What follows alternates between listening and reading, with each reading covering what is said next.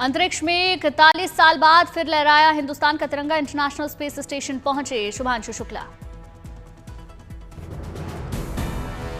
International space station पहुंचने वाले पहले भारतीय बने शुभांशु शुक्ला। 14 दिन तक स्पेस स्टेशन में करेंगे रिसर्च। ड्रैगन कैप्सूल पहले से तय समय से 20 मिनट पहले हुआ डॉक। ये यान 28,000 किलोमीटर प्रति घंटे की रफ्तार से 418 किलोमीटर ऊंचाई पर पृथ्वी की कर रहा है परिक्रमा। लखनऊ में शुभांशु के माता पिता ने टीवी पर मिशन को देखा लाइव। परिवार के हाथ में तिरंगा, चेहरे पर खुशी साफ झलक रही थी। स्पेस स्टेशन का हैच खुलने के साथ ही आईएसएस के अंदर दाखिल हुए सभी एस्ट्रोनॉट लॉन्च के बाद से लगभग 28 घंटे की यात्रा पूरी कर चुका है यान।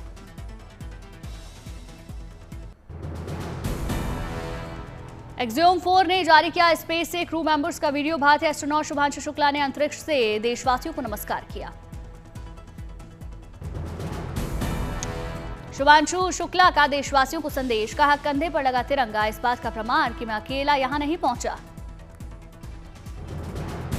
जब हम लॉन्च कर रहे थे तो मेरे स्पेस सूट पे तिरंगा मेरे शोल्डर्स पे था, जो मुझे कहीं ना कहीं ये याद दिला रहा था कि मैं अकेले ये जर्नी नहीं अंडरटेक कर रहा हूँ, बल्कि आप सब मेरे साथ हैं और इस जर्नी का एक हिस्सा है। शुभांशु शुक्ला ने कहा, आप लोग मेरे माध्यम से इस जर्नी को एंजॉय करें। वापस आकर सभी के साथ साझा करूंगा बेहतरीन अनुभव। मैं किस तरह से अपनी फोटोज और वीडियोस में कैप्चर करूं ताकि मैं वापस आके आप लोगों के साथ इसे शेयर कर सकूं। मैं चाहता हूं कि आप मेरे थ्रू ये जर्नी एक्सपीरियंस करें और इसका हिस्सा बने। कल से शुरू हो रही भगवान जगन्नाथ की पवित्र रथ यात्रा। उड़ीसा की पुरी में मेगा तैयारी। रथ यात्रा को लेकर मॉक ड्रिल का आयोजन, क्राउड मैनेजमेंट को लेकर पूरा पूर्वाभ्यास हुआ। नगर भ्रमण के लिए निकलेंगे भगवान जगन्नाथ। भाई बलभद्र और बहन सुभद्रा। तैयार हुआ भव्य रथ। पूरी रेलवे स्टेशन पर जोरदार तैयारियां। बड़ी संख्या में देश के कोने कोने से श्रद्धालु लेते हैं रथ यात्रा में हिस्सा। अहमदाबाद में निकाली जाएगी भगवान जगन्नाथ की 148वीं रथ यात्रा। पहली बार एआई से रखी जाएगी भीड़ पर नजर। यात्रा में भाग लेने वाले हाथियों की हुई जांच पड़ताल। पुरी की तर्ज पर रांची में भी 350 साल पुराने जगन्नाथ मंदिर से 27 जून को धूमधाम से निकाली जाएगी रथ यात्रा। इसके लिए तैयारियां पूरी हो चुकी।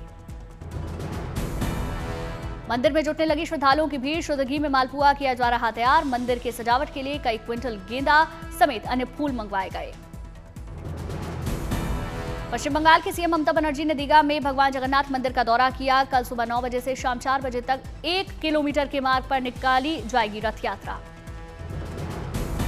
प्रयागराज में IIIT इलाहाबाद के छात्र ने इतिहास रचा। 1 करोड़ 45 लाख रुपए का मिला पैकेज। दोपहिया वाहन को टोल पर पूरी तरह से छूट रहेगी जारी। केंद्रीय परिवहन मंत्री नितिन गडकरी ने एक्स पर दी जानकारी। सोशल मीडिया पर भ्रामक खबरें फैलाई जाने की निंदा की। अमरनाथ यात्रा को लेकर तैयारियां तेज। सुरक्षा परखने के लिए मॉक ड्रिल का आयोजन। मॉक ड्रिल में Jammu Kashmir police, NDRF, SDRF, 49 battalion, CRPF सेना ने हिस्सा लिया। स्वास्थ्य विभाग और फायर ब्रिगेड की टीमें मौजूद। 3 जुलाई से शुरू होगी पवित्र अमरनाथ यात्रा। यात्रा के रूट पर ड्रोन और सीसीटीवी से निगरानी। अमरनाथ यात्रियों के लिए एडवाइजरी जारी। अकेले यात्रा करने से बचने की सलाह। आधिकारिक काफिले में शामिल होने की कही बात। 9 अगस्त तक चलेगी पवित्र अमरनाथ यात्रा। पहलगाम आतंकी हमले को देखते हुए सुरक्षा एजेंसियां अलर्ट। दिल्ली में 30 जून को आएगा मानसून। मौसम विभाग ने भविष्यवाणी की। आईएमडी ने दिल्ली में मानसून के देरी से आने पर दिया स्पष्टीकरण। गलत पूर्वानुमान के लिए मौसम संबंधी स्थितियों को कारण बताया। जम्मू में हो रही भारी बारिश को देखते हुए प्रशासन ने जारी की एडवाइजरी। स्थानीय लोगों को नदी के पास न जाने की हिदायत दी। सूरत के पर्वत पाटिया इलाके की अलग अलग रिहायशी इलाकों में तीसरे दिन भी जलभराव। आमजन की मुसीबतें बढ़ी। वाशिम जिले में बारिश का हाहाकार। चारों ओर पानी ही पानी।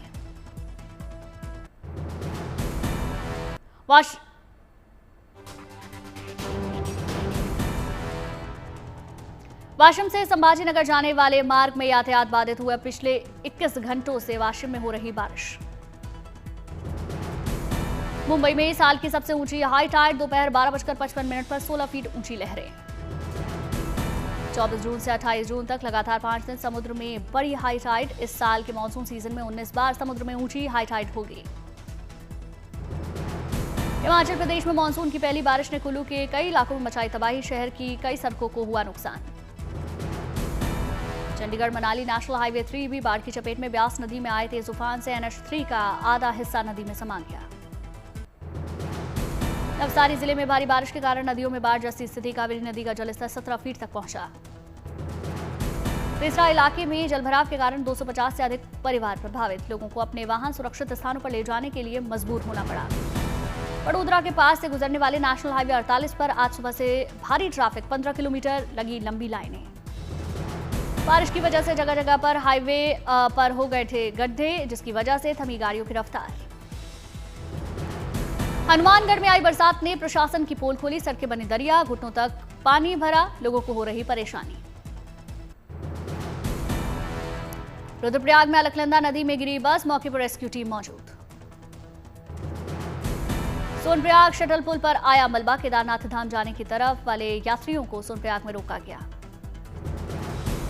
हिमाचल प्रदेश के कुल्लू में फटा बादल, राहत बचाव का काम तेज। हिमाचल के धर्मशाला में जनसैलाब, तेज बहाव में तैरती नजर आई गाड़ियां। हिमाचल प्रदेश के मंडी में ब्यास नदी का जलस्तर बढ़ा, सामने आई ड्रोन की तस्वीरें। कांगड़ा में बादल फटने से 6 लोग लापता हुए, NDRF SDRF की टीम राहत बचाव में जुटी। राजौरी में बाढ़ का कहर जारी, कई दुकानें क्षतिग्रस्त हुई।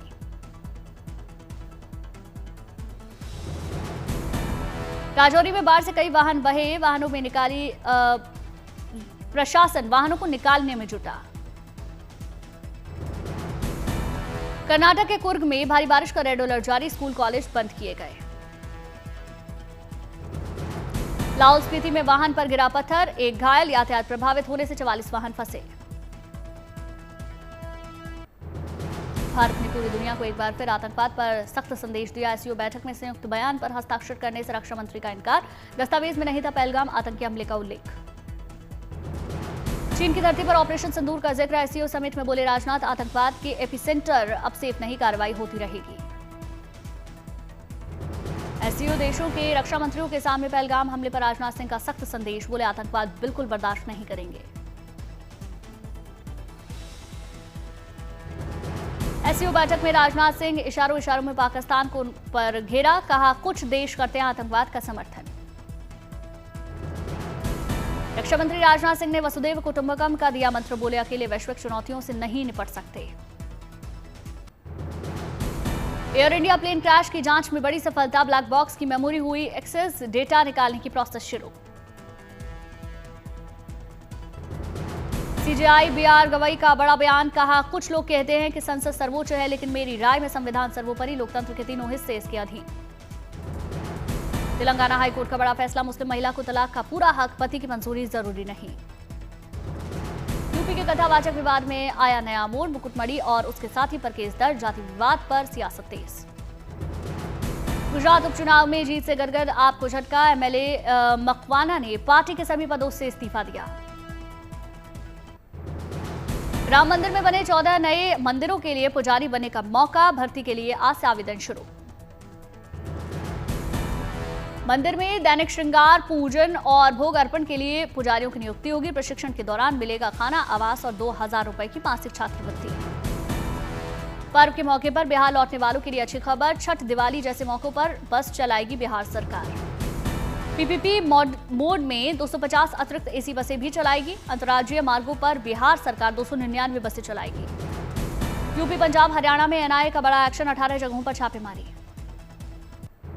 कांवड़ यात्रा, मोहर्रम और रथ यात्रा को लेकर CM योगी का सख्त संदेश, कहा भड़काऊ नारे, हथियार प्रदर्शन कतई बर्दाश्त नहीं।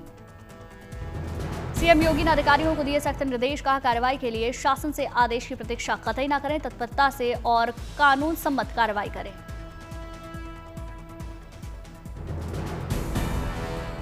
CM योगी ने कांवड़ यात्रा मार्ग पर खुले में मांस बिक्री पर लगाई रोक, कांवड़ यात्रा मार्ग पर दुकानें लगाने वालों का लिखना होगा नाम। CM योगी ने कहा श्रद्धालुओं की धार्मिक भावनाओं का सम्मान सर्वोपरि, किंतु किसी शरारती तत्व को अवसर नहीं मिलना चाहिए। कौशाम्बी, इटावा, औरैया की घटना पर CM योगी गंभीर, कहा जातीय संघर्ष फैलाने की हो रही साजिश, अराजक लोगों को करें बेनकाब। बिहार विधानसभा चुनाव की तैयारियां तेज, पटना पहुंची चुनाव आयोग की 9 सदस्यीय टीम। बिहार चुनाव के मद्देनजर चलेगा बैठकों का दौर, आयोग की टीम राज्य चुनाव आयोग के अधिकारियों के साथ करेगी अहम बैठक। क्रिकेटर रिंकू सिंह और योगी सरकार ने दिया तोहफा, बेसिक शिक्षा विभाग में बने अफसर।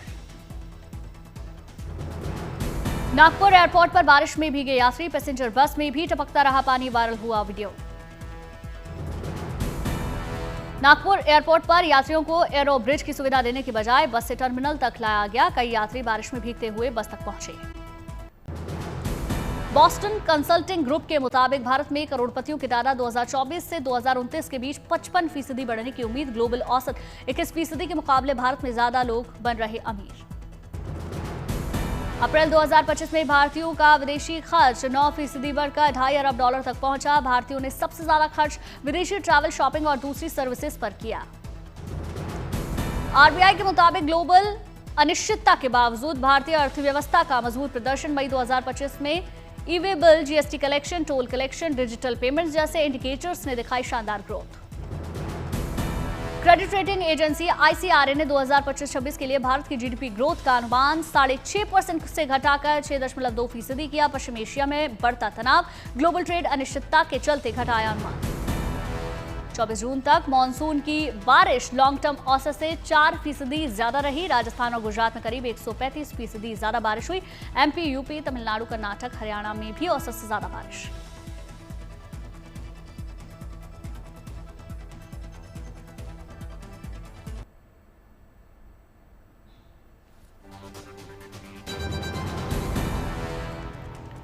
विश्व नागरिकता इंडेक्स में भारत ने आर्थिक मौकों में तीसरा स्थान हासिल किया। डिजिटल प्लेटफॉर्म के दम पर भारत ने ऑस्ट्रेलिया, यूके, यूए जैसे देशों को पीछे छोड़कर हासिल किया यह मुकाम।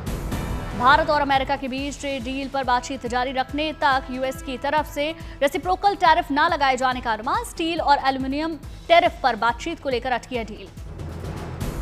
वर्ल्ड इकोनॉमिक फोरम के मुताबिक एआई के दम पर भारत फिनटेक में टॉप प्रदर्शन करने वाले देशों में शामिल हुआ।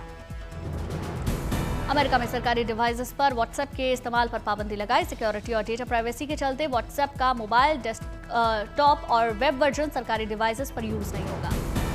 जेनजी की डेटिंग एप्स में घटती दिलचस्पी और फेक प्रोफाइल्स की समस्या से डेटिंग एप्स में हो रही छटनी।